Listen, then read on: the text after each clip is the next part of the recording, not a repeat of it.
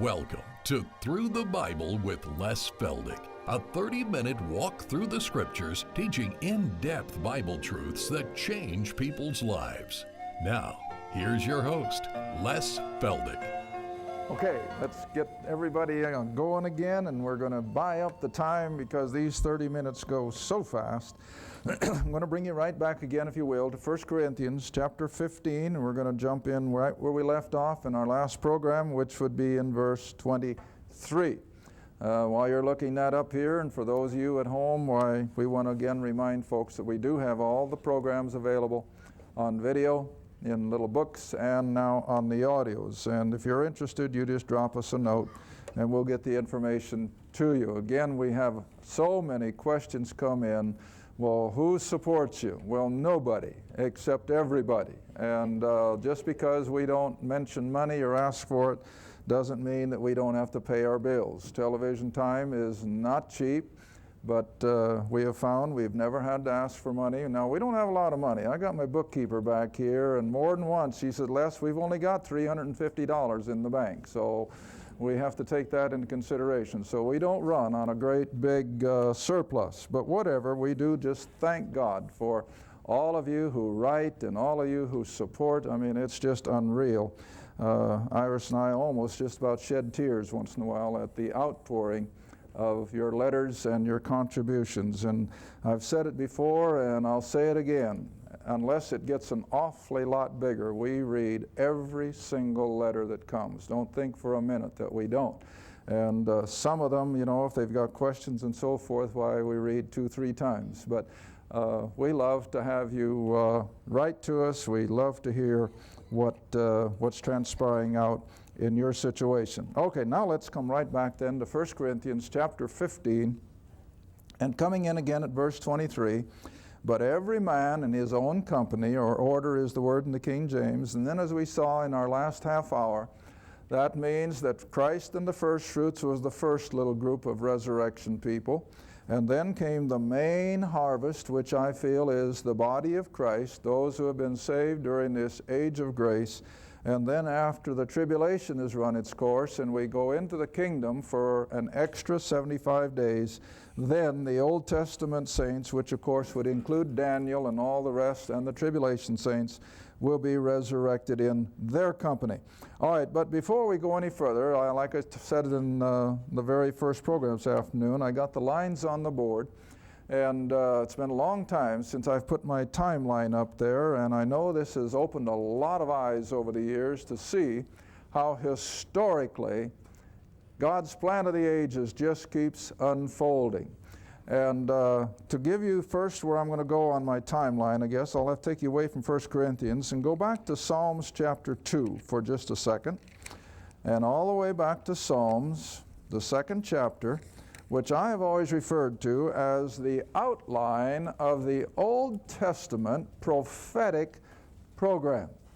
Now, I've made the comment on this program umpteen times that all prophecy, all true prophecy, is directed only to the nation of Israel, and usually, maybe not always, but usually that prophecy will be within a time frame. In other words, the first real prophecy given in the Old Testament was when God told Abraham that the children of Israel would end up in a land that wasn't theirs and they would be in slavery. And he was speaking, of course, of Egypt and how that afterwards they would come out and they would come back to the land of Canaan. Now that was a distinctive prophecy of what would happen years down the road, but he put it in a time frame. 430 years, see? And then you get to Daniel chapter 9, and Daniel writes that 490 years are determined upon your people Israel. And there comes the prophecy again leading up to the crucifixion, and that's where we get our idea of the 7 years of tribulation. That was prophecy concerning Israel. Now, there is nothing in the Old Testament, prophetic or otherwise, that connects it to the church, which is his body. Not a word is there in the Old Testament of a 1900 and some year period of time where God is calling out predominantly, not exclusively, but predominantly Gentile. Not a word. And if people can just get that through their head, they've got the battle half won. But all right, now in Psalms chapter 2 then, we see the brief outline of this Old Testament prophetic program given to the Jew. All right, beginning at verse 1. Why do the heathen or the Gentiles, the non-Jew, why do they rage? And why do the people? Well, naturally, there's only one other group of people in humanity, and that's the Jew. So if the Gentiles rage, then the others would have to be the Jews, and they imagine a vain thing. And then verse 2, the kings of the earth set themselves, and the rulers, that is of Israel, take counsel together. Now remember, even though Peter only blames the Jew in Acts chapter 2, yet we cannot just blame Israel for the crucifixion. The Romans carried it out. The Jews demanded it, but the Romans carried it out. So here's the word, together. They did it in consort. And so together they take counsel against the Lord and his anointed, and they said, let us break their bands, that is God's desire to rule. Let us break their bands away and cast their cords from us. In other words, they rejected his offer of being the king. You know that. And that was the whole scope of his earthly ministry. He had come in fulfillment of all these prophecies that Israel would have the divine Son of God as their king and their Messiah and Redeemer. But they rejected him. They crucified him. But Rome was involved, see? Now then, verse 4, he that sitteth in the heavens, in other words, the triune God who is still watching over all of this, he sits in the heavens and shall laugh at the foolishness and the stupidity, if I may use the word, of mankind. That here they had the king. He could have set up his kingdom. But what did they do with him? They killed him. They crucified him. They said, away with him. We'll not have such a man to rule over us. All right, now read on. He shall have them, that is, the Lord, shall have these nations in derision. Now verse 5. Then, in other words, after having rejected the Messiah, they've killed him. Then he, God, will speak unto them, that is, the nations of the world as well as Israel, in his what? Wrath. See? Here's the prophecy concerning the final 7 years of tribulation. He shall speak unto them in his wrath, and vex them in his sore displeasure. And then what's the next event? Yet have I set my king, where? On the holy hill of Zion. And where's that? Jerusalem, just south of the Temple Mount. And it's from Zion, you see, that Christ is going to rule in his 1,000-year reign.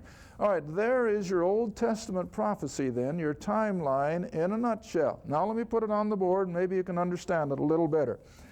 We come away from Adam, of course, back here at 4000 BC. I'll try to make this a little bigger so that people can see it on the camera. Here we have Adam. The human race has run along now for 1,600 years. 1,600 years from Adam until the next big event in God's timetable, which is the flood, Noah's flood, which from the reverse side, of course, will be about 2400 BC. That's the flood. Now, this is in general terms. I know you can narrow it down a little year by year, but in general terms, Adam's race went for 1,600 years or up to 2400 BC, and then you had the flood. All right. The three sons of Noah come out of the ark, and under a whole new creation that came about as a result of the flood, then for 200 years they repopulated and they stayed there in the Middle East, and then in total rebellion against what God had instructed to scatter and to repopulate the planet, they gather at the Tower of Babel under one man called Nimrod. Now at Babel, in a total rebellion again against God's authority, the tower wasn't intended, of course, to actually take brick and stone all the way to heaven, but what was it? It was a place of religion whereby they could literally usurp the throne of God religiously. And that, of course, has always been Satan's goal. And so this was the whole idea at the Tower of Babel. They were going to replace the things that God had instructed with the things now that Satan is going to promote himself. And that's where every pagan, mythological, cultic, false religion, even on the planet today, has its roots.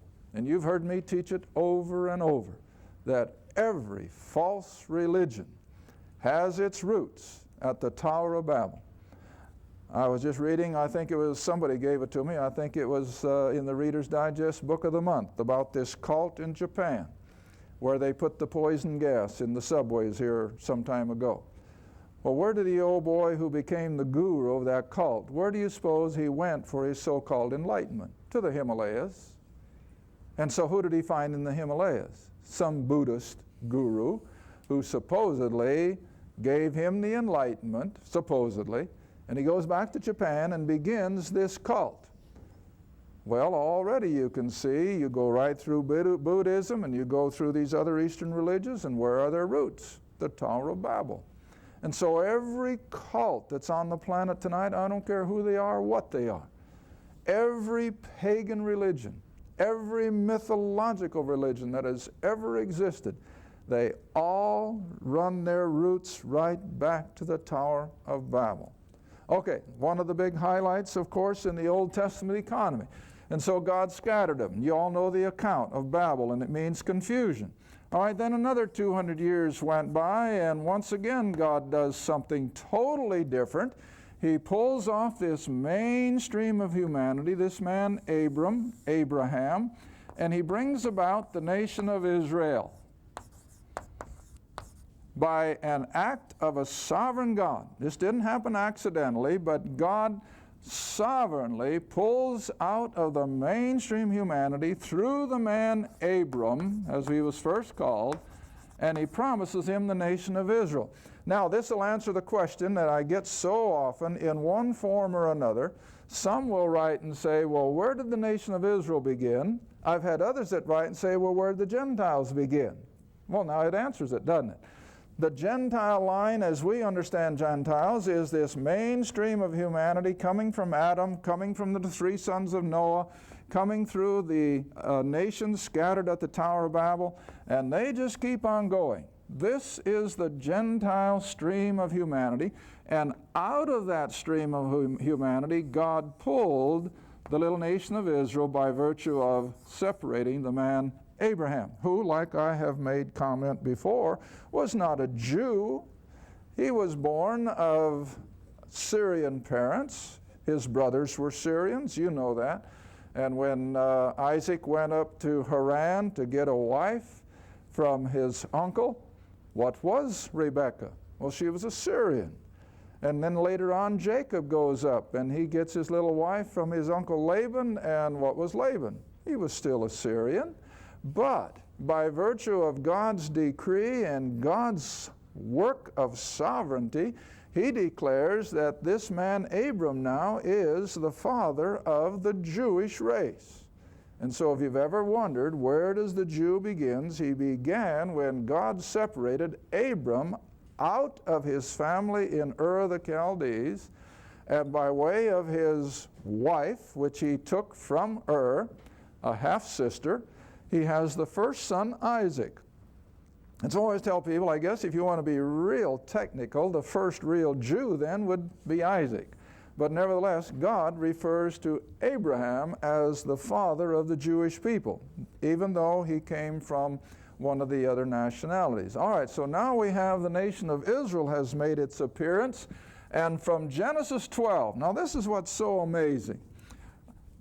All the first 11 chapters of Genesis, you see, cover the first 2,000 years of human history, just in 11 chapters. And then in chapter 12 of Genesis, we have the giving of the Abrahamic covenant, and I'm almost refrain from using it too much because I don't want to run it into the ground. But there is nothing more important, I don't believe, in all the Old Testament than this covenant that God made with Abram, as he's called early on, at 2000 BC, to bring about the nation of Israel. Now Israel, of course, according to all the promises of God, was to be a nation that God would prepare and use. Now come back with me, if you will, to Genesis, and we'll just take a brief look at what I've already rehearsed. In Genesis 12, Like I said, this has been on our earlier programs, and for those who have bought tapes, I kind of have to apologize that you're going to get the same thing in this tape as you got in one of the earlier ones. But for benefit of all those who do not have the tapes, I feel duty-bound to rehearse this once again. Genesis chapter 12, beginning at verse 1. Now the Lord, Jehovah, had said, back in chapter 11, unto Abram, Get thee out of thy country and from thy kindred and from thy father's house unto a land that I will show thee. Now I got to stop there. Hold your hand in Genesis and flip over to Joshua.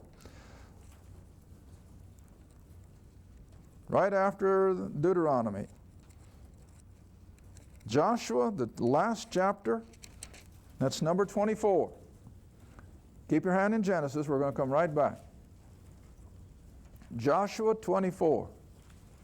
Because I want you to see where Abram really came from. I'm waiting for the pages to stop. Okay, and now you see I have to do that because I go by what I hear from the audience. And they'll write so many times, I'm glad you wait for the studio audience to find it because that gives me time in my living room. So you see, this is why I wait.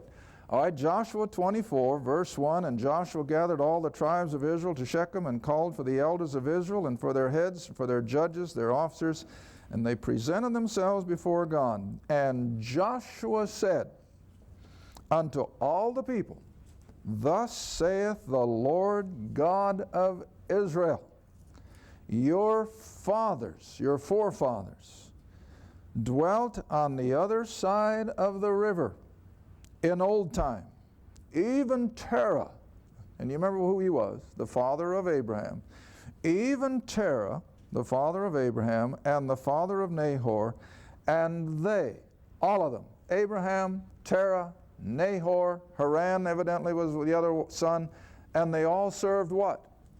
Other gods, small g. So what were they? Idolaters. See? Abram was raised in idolatry. Now, when God spoke to him then, now come back to Genesis 12, when God spoke to him, and Stephen in Acts chapter 7 gives us the impression that God visibly, because that's the word he used, when he appeared, from the Greek word optomai, when he appeared unto Abraham, that Abraham saw God in physical form, and God, or the Lord as we refer to him now, told Abraham what you see now in Genesis 12. All right? He says, get you away from your country, from your kinfolks, and from your father's house. Why? Separate yourself from these false religions. You cannot serve me when you're under the roof with idolaters. All right? Then verse 2. Here comes the Abrahamic covenant. And I will make of thee a great nation. Now you want to remember, back here in the antiquities, when Israel comes out of Egypt, and I've always taught that it was a number of people, anywhere from 3 to 7 million. So you want to put it in the middle, about 5 million. There wasn't another tribe or nation anywhere in the Middle East that would come close to that. I mean, they just did not get that large a number. And so in the numbers of antiquity, Israel was the largest nation in that area of the world at 5-6 million people. All right, and this was God's promise, that I will make of thee a great nation. I will bless thee and make thy name great. Thou shalt be a blessing. I will bless them that bless thee. I'll curse him that curseth thee. In thee shall all the families of the earth be blessed, which of course is the promise of the coming of the Redeemer. All right, now then turn the page a little bit, if you will. And verse 15 in chapter 13. Now we see the next part of this Abrahamic covenant. Not only would they be a nation of people, but now God's going to have to put them in a geographical area of land. They can't just continue on in slavery in Egypt. If they're going to be a nation of people that God's going to work through, they have to be in their own borders. All right, here it comes. Verse 14 of chapter 13, the Lord said unto Abram, after Lot was separated, lift up now thine eyes and look from the place where you are, northward, southward, eastward, westward. And you want to remember, if you've never been to Israel before, but right up through the spine of that little narrow neck of land between the Mediterranean and the Jordan River are mountains. And so here Abraham is on the high ground. And God says, now Abram, you look as far south, as far north, east, and west as you can look. All the, verse 15, for all the land, see? For all the land which thou seest, to thee I will give it, and to thy seed forever. All right, now then let's come all the way up to, oh my goodness, for sake of time I hardly know where to go next. But let's go to Genesis 46. That'd probably be a good one. Let's go to Genesis 46. Now time has gone by, but it's still within that time frame of the prophecy. That was 430 years. And within that time frame now, Israel has become a nation. They're in slavery in Egypt. Joseph has come to the top of the government, and you all know the story of Joseph and his grain. And Israel, or Jacob, is over there in the Negev, which is desert, and he's about to starve to death. No food. They're in famine, have been for almost 7 years. All right, and so verse 1 of chapter 46, so Israel, or Jacob, took his journey with all that he had, and he came to Beersheba. That's down there south of Jerusalem, about 70, 80 miles. And he offered sacrifices unto the God of his father Isaac. And God spake unto Israel, or Jacob, and he said, Jacob, and he said, Here am I. Now look at this command. Almost a total opposite of what he's been told up until now. He was told not to leave the land of promise, and God would bless him. But now look what God says. Jacob, verse 3, he said, I am God, the God of thy father. Fear not to go down into Egypt, for there, Egypt, I will make of thee a great nation. Did he? Yes. And so Jacob ends up in Egypt with all his sons, and they come out 215 years later. Like I said, 5, 6, 7 million souls. All right, now in just the few seconds, I guess, that we've got left, I want you to stop at Exodus chapter 19. Exodus 19. Oh, we got a few minutes. Okay, Exodus 19. Now, time has gone by, another 215 years. And now Moses has led the children of Israel out of Egypt. The 430 years are now completed. And we see the nation gathered around Mount Sinai, and now God is getting ready to do something totally different than he's ever done before. And I bet most people don't even think about it. Do you know that from Genesis 1 until Exodus 20, there was never any written do's and don'ts from God so far as what men could and could not do? Do you know there has not been one single item of God-instituted worship until we get here? Oh, I know they probably brought sacrifices, but so far as having an organized system of worship, there has been none. So here we have something that's never happened before, that God tells the nation of Israel that he's going to give them the law, he's going to give them the priesthood, he's going to give them the whole system of sacrificial worship. And for what purpose? To make them aware of God's holiness, to make them aware of his sovereignty, and to make them aware that God is preparing them for a future role in the midst of all the pagan idolatry that was now all the way around them. Now you want to remember, the whole world was steeped in idolatry now except for the offspring of Abraham. All right, now then look what he says in Exodus 19, beginning at verse 5. Exodus 19, beginning at verse 5. And the children of Israel encamped at the base of the mountain. Moses is up there talking with God, and this is what God tells him. Now therefore, if, see, there's the condition, if you will obey my voice indeed and keep my covenant, the one that he is about to give, the covenant of law, if you will keep my covenant, then you shall be a peculiar treasure unto me, above all people. What does that do with the nation of Israel? Just like I got the line on the board, it lifts them out of that mainstream of humanity, and it puts them into that place of covenant relationship as God's favored, chosen people. Now we know that by the time we get to the book of Acts, when Paul so much as mentioned the word Gentiles to that Jewish audience, what happened? He had an uproar, a riot. Well, it all began, of course, with good intentions, that God intended this little nation of people to be a particular people of value that he could use to reach all those pagans. That was the whole concept. All right? Now look at it again in Exodus 19.